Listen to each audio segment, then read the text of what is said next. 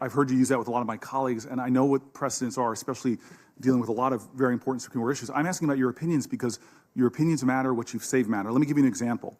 In April in 2003, you wrote regarding a program designed to benefit Native American small businesses by saying the desire to remedy societal discrimination is not a compelling interest. That's what the Supreme Court has said, and hold on, the Supreme Court said that the desire to remedy societal discrimination is not a compelling interest. Well, the Supreme Court has, let's go to Bakke, for example. I'm going to get to Bakke. Okay. Just answer this question. Yeah. Do you still believe, this is what you said, that race can never be used to remediate clearly proven discrimination? If it's clearly proven discrimination, I'm just using an absolute. Do you still believe that it can never be used? Well, I think the Supreme Court has said it can be to remedy. I know what the Supreme Court, but what do you believe, sir?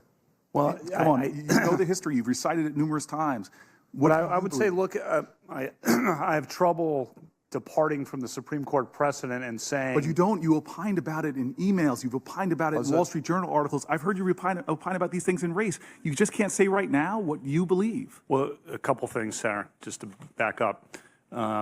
Lawyer for client in the email you're reading as well. Lawyer Christian Science Monitor article, Wall Street Journal, your comments to a reporter. Let me approach it this way, because you're not answering the question, but let me see if I can approach it in a different way, now getting to some of the things you were talking about. The Supreme Court has said for decades, this gets us to Bakke, the Supreme Court said for decades that institutions of higher education have a compelling interest in student body diversity, and that race can be used as a factor, not the only factor, but a factor in admissions if it is done so in a way that is narrowly tailored to serve that interest. You said, the court said this in Bakke, you and I know these cases, said it in Grutter in 2003, Fisher most recently in 2006. The simple question here is, do you believe these cases were rightly decided? Senator, there are important precedents of the Supreme Court, and as Justice I didn't ask you if there were precedents. I've heard you go through this before. Do you, sir, if you can't answer it, just say it, Cory, I can't answer this. Do you believe that those cases, you say Marbury versus Madison was rightly decided, you said